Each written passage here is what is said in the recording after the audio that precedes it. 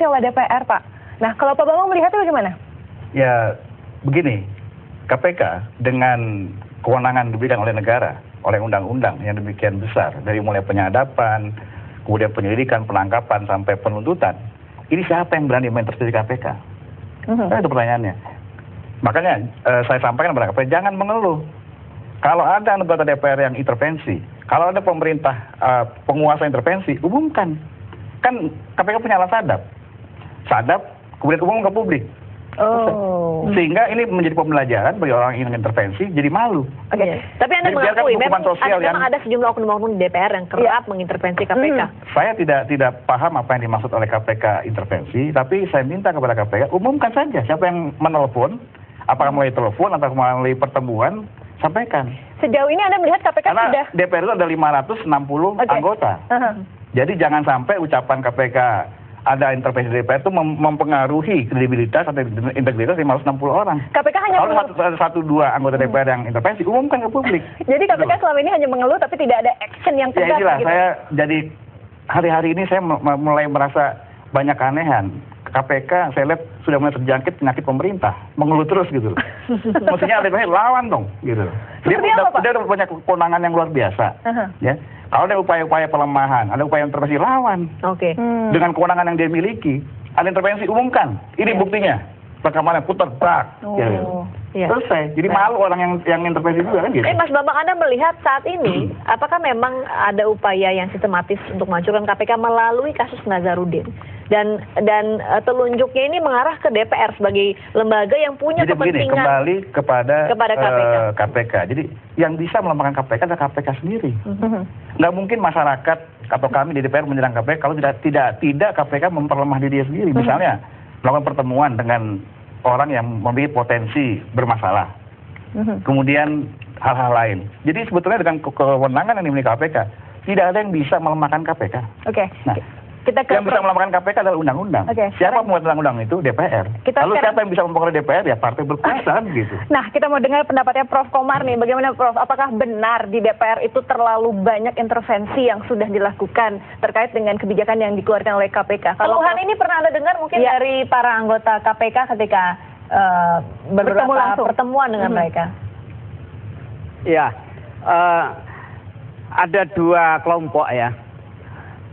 Ada kelompok yang idealis, yang ingin korupsi ini betul-betul diberantas tuntas, maka mereka bersikap mendukung KPK untuk bergerak tegas. Tapi juga ada kelompok-kelompok yang mereka memang koruptor, sehingga dia berkepentingan untuk memperlemah KPK. Misalnya di Tumbuh Demokrat, hemat saya juga terpecah dua. Satu ingin Nazarudin itu ngomong nyanyi apa adanya untuk membersihkan Partai Demokrat. Tapi ada sekelompok yang justru ingin agar Nazar itu bungkam. Karena kalau nyanyi akan kebongkar gitu. Nah sekarang persoalannya bagaimana KPK agar jangan terpengaruh. Dia hendaknya berpihak pada rakyat dan untuk perbaikan bangsa. Tapi kalau di kasus Nazarudin ini artinya kedua belah pihak itu sudah menang nih Prof. Ada yang menginginkan bernyanyi, sudah bernyanyi. Sekarang ingin yang bungkam, akhirnya sekarang Nazarudin bungkam begitu.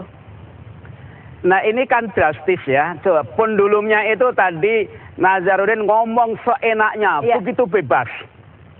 Kemudian sekarang setelah pulang pendulumnya ekstrim, bungkam. Saya sebagai rakyat itu merasa dipermainkan. Dan yang paling harus ikut malu bertanggung jawab itu Partai Demokrat. Masa membiarkan anak buahnya, pengurusnya ngacak-ngacak emosi rakyat.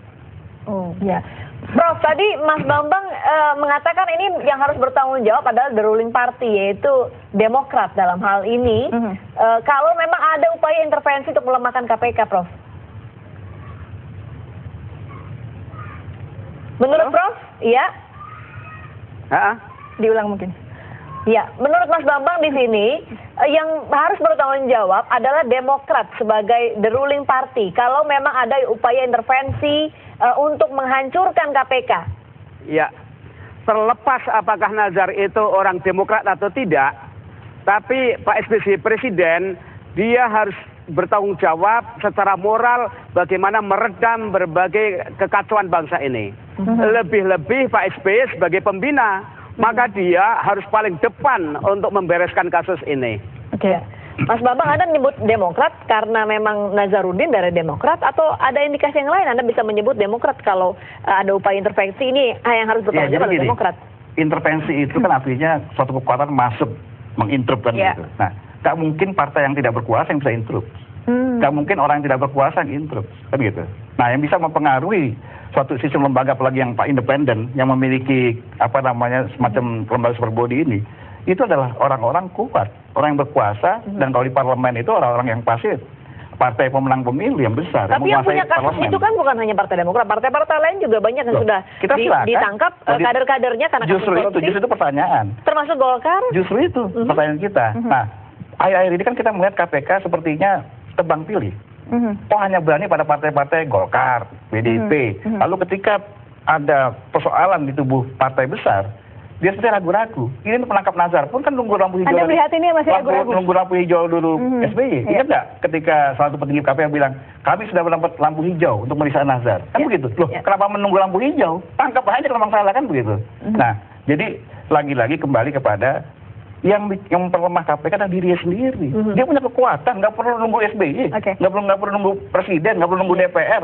Kalau memang ada bukti, tangkap. Artinya sidangkan. tidak ada intervensi, tapi kalau ternyata memang ada dari DPR ada pembuktian seperti itu. Ya, sekarang begini. Kalau kita lihat track record di KPK, misalnya sebagai teman-teman juga sangat concern dengan KPK. Makanya ketika Ketua DPR kemarin mengumumkan perang ingin menutup KPK, kita lawan kan gitu. Nah, kita tidak ingin KPK dilemahkan. Nah, tapi juga kita tidak ingin KPK lalu kemudian berjalan sempoyongan seperti yang sekarang ini. Gitu. Masa menghadapi Oce kali saja demikian panik saya lihat. Oce siapa sih? Kan gitu. Kita cuma pengacara. Kalau gitu nanti ketika fit and proper test dari Komisi 3 juga harus berani ya untuk memilih kader-kader atau kita akan pilih orang-orang yang punya. Yang pertama, kita akan pilih orang-orang yang tidak memiliki ambisi apa-apa. Karena kalau pimpinan KPK masih memiliki ambisi untuk terpilih lagi pada periode depan, atau kalau sudah selesai KPK-nya akan diberikan jabatan lebih tinggi, ini yang menjadi pelayan akhirnya. Kita masih menunggu nih hasilnya seperti apa, Pak Bambang. Terima kasih atas waktunya Pak Bambang, dan Profesor Komarudin terima kasih. Kami sudah diperkenankan untuk datang ke rumahnya Profesor. Numpang berbuka puasa. Satu kru ya. Ya, saya harapan saya ada KPK harus maju terus. Pantang mundur. Baik. Kalau ada intervensi, ada pelemahan, lawan. Terima kasih. Ada di belakang kalian. Terima kasih Mas Bambang.